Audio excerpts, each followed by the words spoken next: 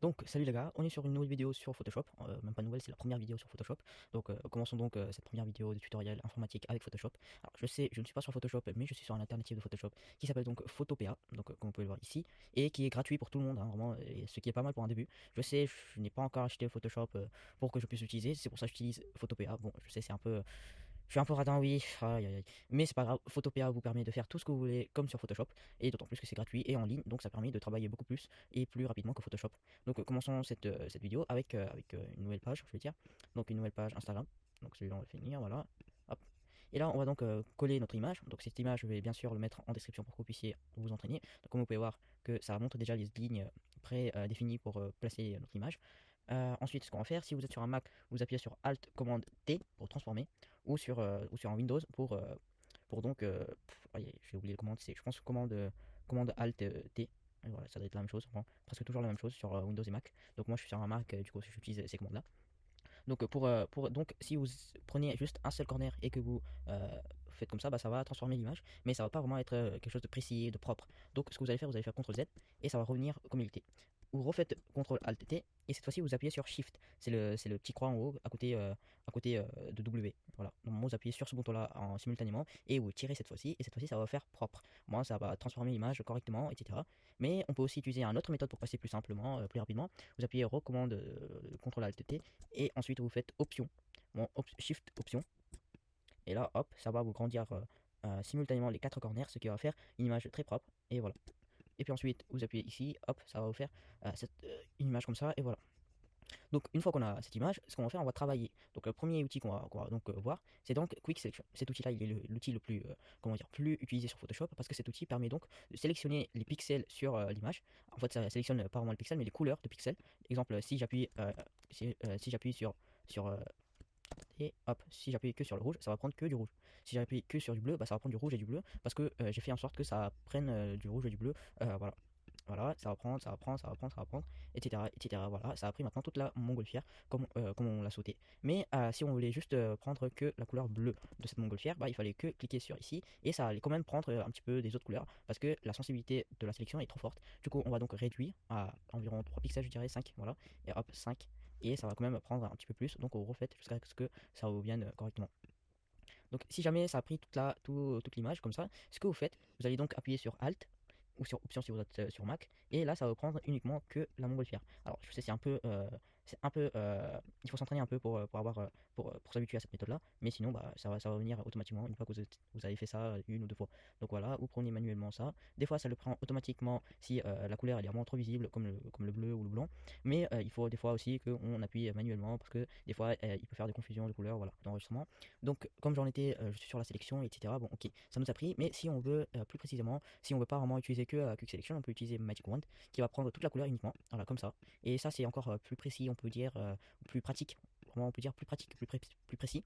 Et ici, vous avez différents modes. Donc, ce mode-là, ça prend juste une fois, uniquement une seule couleur, voilà, une fois le rouge, une fois le bleu. Mais si vous voulez que ça rajoute d'autres sélections, exemple, j'ai fait cette sélection-là, et là, ça va rajouter cette sélection-là, cette sélection-là, cette sélection-là, cette sélection-là, ce qui est plus pratique, hein, vraiment, voilà. Et cette fois-ci, ça va enlever cette sélection-là, cette sélection-là, cette sélection-là, et ou même enlever complètement toutes les sélections, ce qui est plus pratique. Voilà. Donc, on va donc utiliser cet outil-là pour prendre des sélections rapides. Voilà, ce qui, en fait, ça fait vraiment plus précisément parce que cet outil-là va prendre uniquement une seule couleur, ça va pas prendre les autres couleurs normalement. Voilà, ce qui est à la fois plus pratique, mais aussi à la fois un peu casse-pied, on peut dire. Voilà, hop. Voilà, donc là on a fait pas trop mal une bonne sélection, hein. Bon, c'est vrai, c'est pas non plus trop précis, exemple sur les couleurs ici, mais on va pas s'attarder sur ça. On va directement aller sur un nouveau outil qui s'appelle donc Color Replacement. Donc là, j'ai cette couleur bleue pour cette montgolfière. Mais comment je fais pour que je puisse avoir une couleur, je ne sais pas moi, orange? Bah, vous mettez et vous le placez et ça va vous transformer la couleur bleue en couleur orange. Alors, il ne faut pas oublier de ne pas de maintenir cliqué, sinon ce que va faire, ça va lâcher et si vous repassez sur cette couleur là, ça va faire une autre couche de cette couleur là, ce qui va faire un peu problématique. Donc n'oubliez pas de de ne pas lâcher votre souris. Voilà, ça vous fait quelque chose comme ça. Bon, voilà, si on lâche, ça vous fait des problèmes comme ça, c'est pour ça qu'il ne faut pas le lâcher. Et si pour ne pas lâcher, pour ne pas faire trop longtemps ça, je vous conseille donc d'augmenter votre taille de pinceau et ça va vous faire automatiquement un bon clic. Voilà, ce qui est plus pratique, plus rapide quoi. Donc on a fait ça, mais on voulait pas vraiment que cette couleur là, parce que ça c'est un peu embêtant d'utiliser pinceau et tout. Ok, donc ce que vous allez faire, vous allez donc prendre CTRL U Et là, c'est un outil magique, c'est une fonctionnalité magique, on peut dire. Eh bien, ça va transformer la couleur plus agréablement, plus rapidement. Si vous saturez et tout, ça va vous faire ça. Voilà. Ça va vous faire des couleurs comme ça. Et là, ça vous donne des couleurs comme ça. Ça va donc en fait saturer la couleur. Comment dire, vous cassez la couleur, vous transformez, vous ajoutez. C'est voilà. Donc c'est dans le principe du couleur de Newton. Voilà. C'est dans ces principes-là. Et vous voyez, mais en fait, le problème avec cet outil-là, c'est que ça va mélanger le bleu qui était déjà au début avec les couleurs qui sont ici dans le Padlet, mais qu'on peut pas voir quoi. Donc c'est ça le problème, c'est qu'en fait, exemple, je fais CTRL D, je sélectionne cette fois-ci le blanc qui est ici, et cette fois-ci, je fais CTRL U. Donc là, vous voyez que ça ne transpose pas beaucoup quoi. Pourquoi? Parce que ça mélange le blanc qui était déjà, à la couleur qui sont ici présentes. Donc ce n'est pas très très ouf comme fonctionnalité. Ça va déjà mélanger. Du coup, meilleur des trucs, c'est que vous alternez. C'est que vous, en fait, c'est que vous choisissez votre outil que vous avez besoin. Prendre le même outil, hein, on va pas changer d'outil là maintenant. On va donc prendre cette sélection de cette montgolfière. Et là, ce qu'on va faire, on va donc transformer juste cette sélection là. Bon, je sélectionne un peu plus. Voilà, hop. Donc voilà, on a sélectionné, on va dire, on a vraiment bien sélectionné le montgolfière, même si ce n'est pas vraiment le cas. Et là, ce qu'on va faire, on va donc aller sur CTRL U.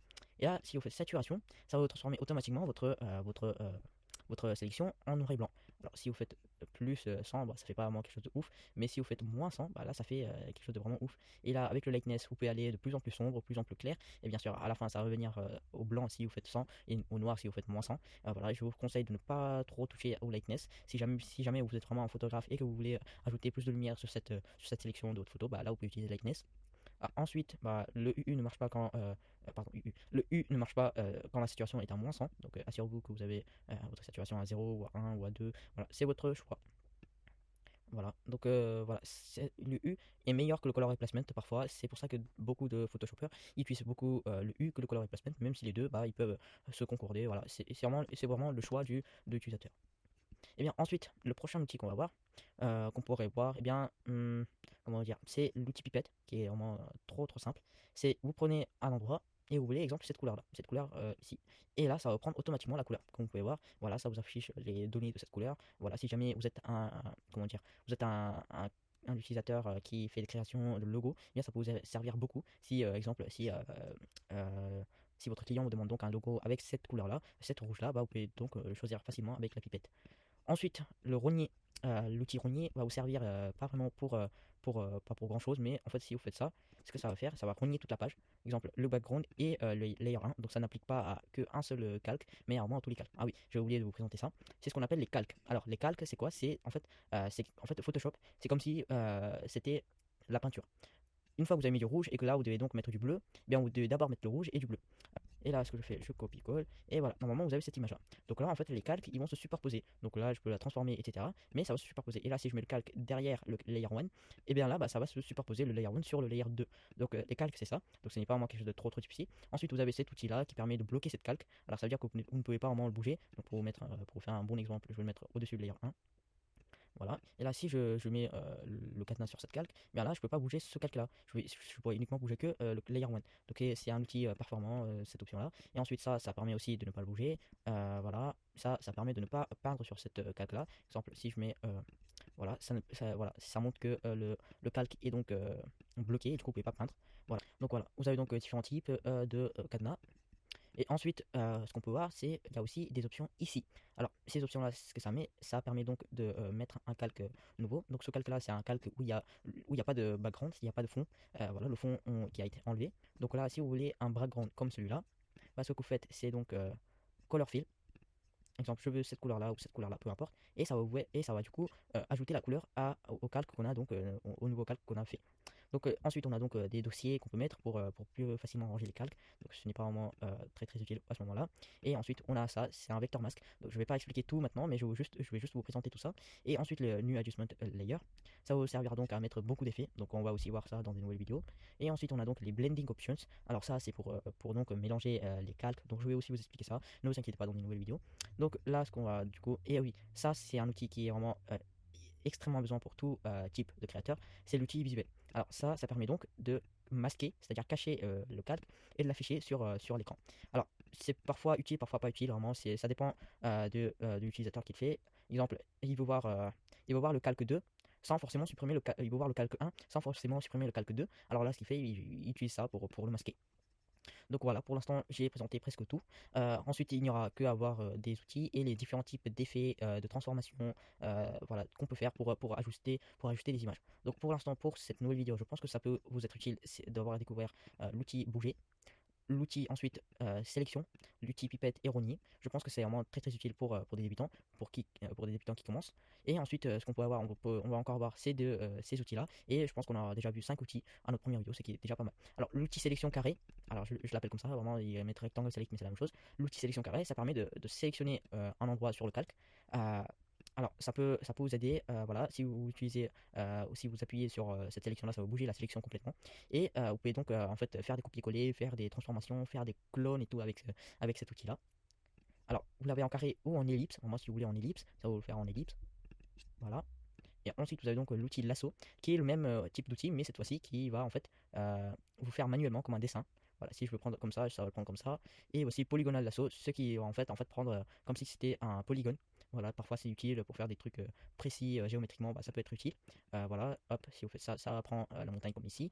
Et ensuite, vous avez aussi le magnetic lasso, c'est que vous avez juste à mettre un point et hop, ça va suivre automatiquement. Le truc, c'est des outils performants comme ça. Voilà, hop, hop, et hop, voilà, et voilà. Donc ça a pris la sélection comme ça, ce qui est aussi possible hein, si vous voulez pas Quick Selection.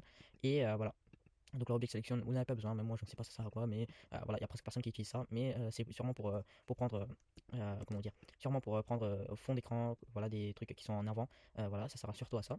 Et du coup là, oui, j'ai oublié, si vous appuyez sur CTRL D, ça va vous automatiquement déselect, voilà, comme vous pouvez voir dans l'history, ça va vous en fait désélectionner votre sélection. Ah oui, depuis tout à l'heure je vous ai pas dit, je pense que vous êtes confus. Voilà, normalement, voilà, et vous avez aussi le rouleur, c'est ça le rouleur, normalement, en fait ça permet de voir précisément les mesures, etc. Mais sinon, ça ne sert vraiment pas grand chose. Voilà, ça va juste vous afficher ici le rouleur, qui est en fait une règle. Hein, voilà. Et voilà, pour l'instant, on a vu presque tous les outils qu'on pourrait voir. Bon, après, ça, c'est les différents types de rognage qu'on peut faire pour l'image. Voilà. Et ça, vous pouvez découvrir vous-même, hein, ça, il n'y en a pas besoin pour moi. Et voilà, donc là, on vient de voir presque tous les outils les plus importants pour tous les types de logiciels, pour tous les navigateurs, etc. Ça sert le CTRL Z. Donc n'oubliez pas d'utiliser le CTRL Z si dans votre création vous n'arrivez pas jusqu'au point. Je vous dis pour une nouvelle vidéo. Je pense que 5 outils par vidéo, c'est déjà assez pour moi faire des vidéos manga et aussi des vidéos informatiques pour vous. C'est qui est pas mal pour l'instant pour un débutant. Et ensuite, si vous avez encore vraiment la motivation, bah, vous pouvez découvrir vous-même sans moi pour découvrir les autres outils. Et bien sûr, bah, ceux qui ne veulent pas découvrir sans moi, bah, bien sûr, je vais vous faire des tutos pour découvrir ces outils-là. Donc je vous dis pour une nouvelle vidéo, ciao!